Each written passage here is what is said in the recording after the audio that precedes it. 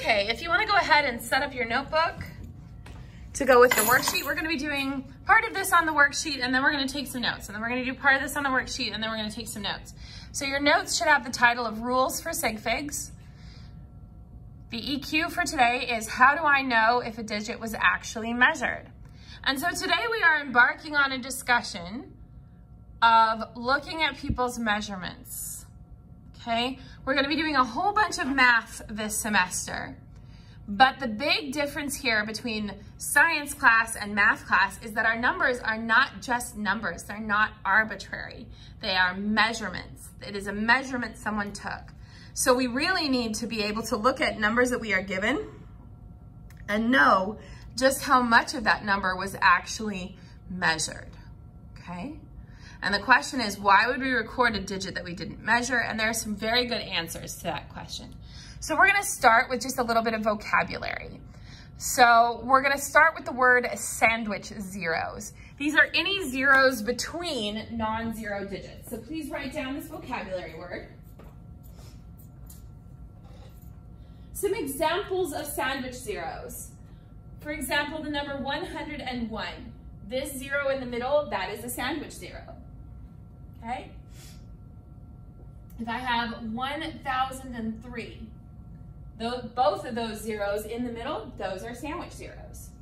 If I have a number like 1.01, that is a sandwich zero. If I have 7.0034, both of these zeros are sandwich zeros. If I have 800.04, all three of these zeros are sandwich zeros. So grab your activity worksheet for a minute. On part 1, we're looking at sandwich zeros. Step 1 says to highlight all of the sandwich zeros below with a yellow highlighter. So pause the video here and take your yellow highlighter and do all your sandwich zeros. So before we get into step 2, we need to talk about what we are doing. What are we actually trying to accomplish here?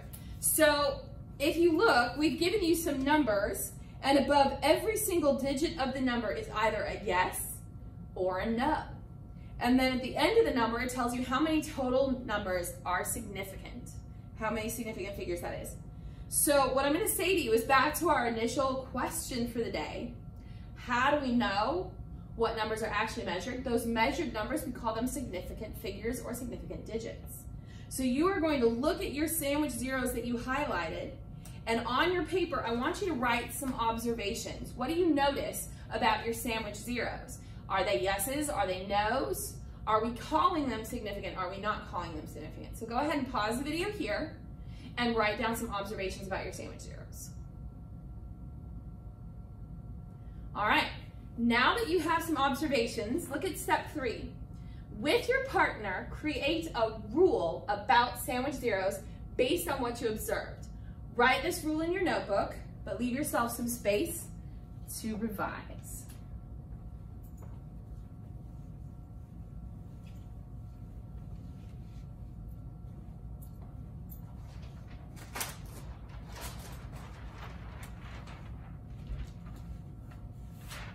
So let's talk about the rules you came up with.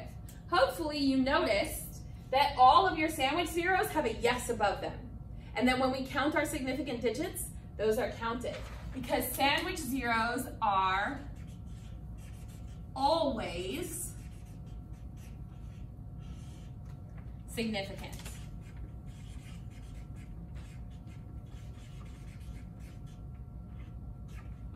So write this rule in your notes. And then I want you to take that yellow highlighter and put a yellow box around your sandwich zero rule, okay? All right, let's move on to the next type of zero. The next type of zero we have is called a leading zero. A leading zero. Leading zeros are the zeros that come before non-zero digits. They're basically placeholders, okay? They're placeholders. So for example, in the number 0.1, this zero is a leading zero. We could also have 0.034. Both of these zeros would be leading zeros. We could have 0.00001078. All of these zeros in front are leading zeros. What about this guy? That's not a leading zero. That one is a sandwich zero. Okay, so we can have both leading zeros and sandwich zeros in our number. And according to the rule we just wrote, this one we're going to count as significant. But what about these guys?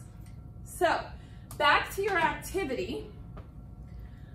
Part 2, the leading zeros. Step 1 says to highlight all of the leading zeros in pink, and then highlight any sandwich zeros with yellow.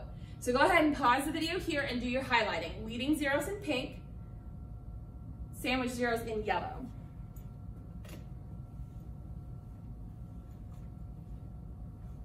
All right, step 2 says to observe each of the examples given below and record your observations in your notebook. And remember, we're looking about whether or not we measured them. Are we counting them as significant? Did they get measured? So looking at those yeses and nos, looking at how many total sig figs, make some observations about leading zeros. Go ahead and pause the video here to do that. Step 3 says, with your partner, create a rule about leading zeros based on your observations, and then write this rule in your notebook below your observations. Make sure to leave space to revise. So go ahead, pause the video here, and make a rule about leading zeros.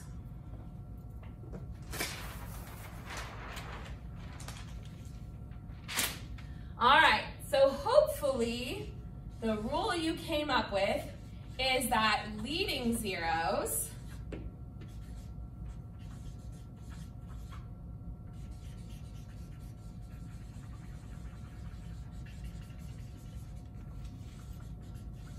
are never significant. They are just there as a placeholder.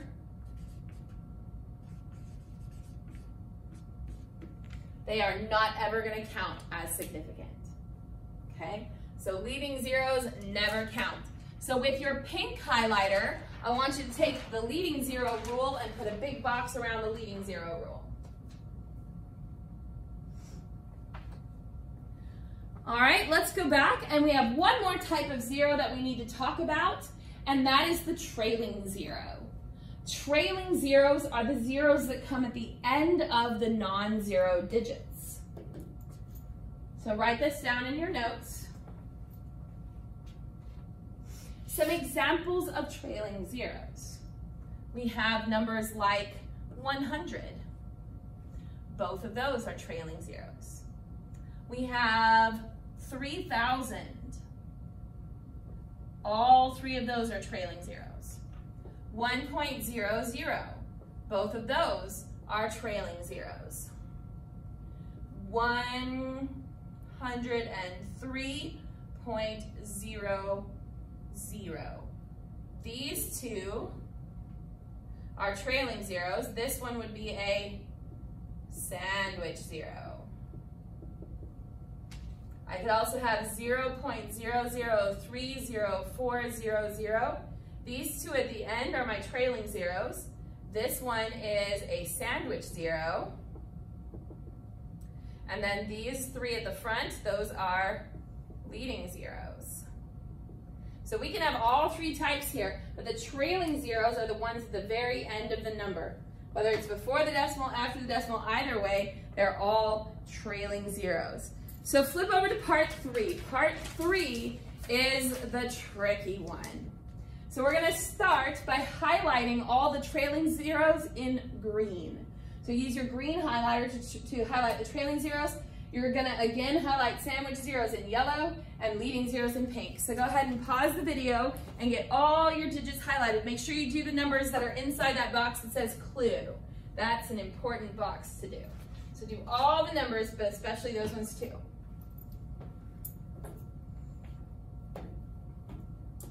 All right, step 2 says to observe each of the examples given below and record your observations in your notebook. And I want to point something out to you in the box that says clue. You have two of the exact same numerical value, but they have a different number of sig figs.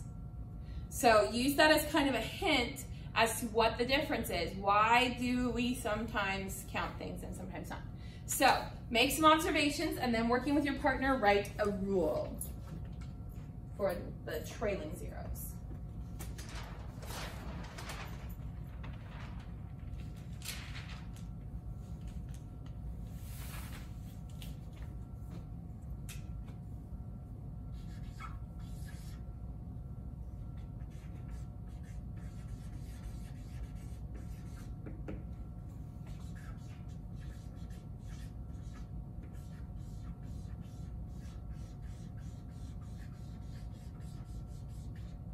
Okay, did y'all catch it?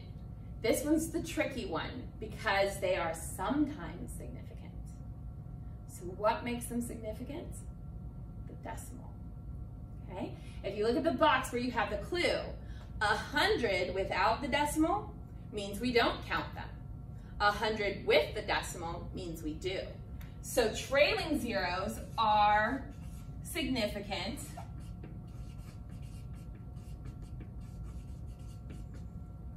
only if there is a decimal.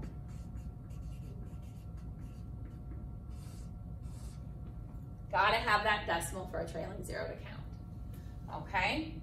So we should have our sandwich zero rule in a yellow box, we should have our leading zero rule in a pink box, and we should have our trailing zero rule in a green box. There's one other type of number we haven't talked about yet, and that is our non-zero digits. If you look back through parts 1, 2, and 3, your non-zero digits are always significant, with one little tiny exception.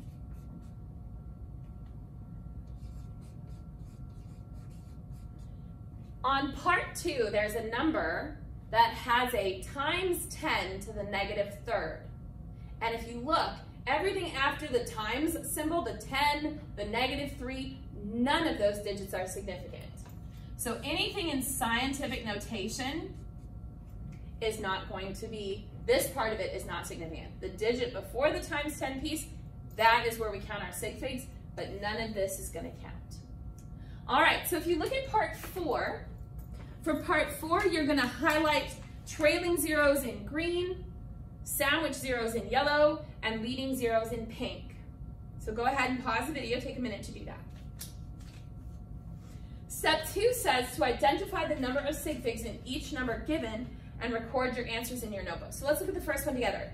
We have 000.56. So first of all, what kind of zeros are those? Those are leading zeros. So are we going to count them? No. But the 5, 6 is non-zero, so we're going to count that. So how many total sig figs do we have in number 1? 2. The 5 and the 6. In number 2, we have 1056.30. The 0 at the end is a trailing zero. And there is a decimal, so we're going to count that one. And then we have a 0 between 1 and 5, so that's a sandwich 0. We're going to count that one too. And then, of course, the non-zero digits we count as well. So that's going to be a total of 6 sig figs. All right? So you're going to finish the rest of those on your own or working with your partner, and that will be due at the end of class.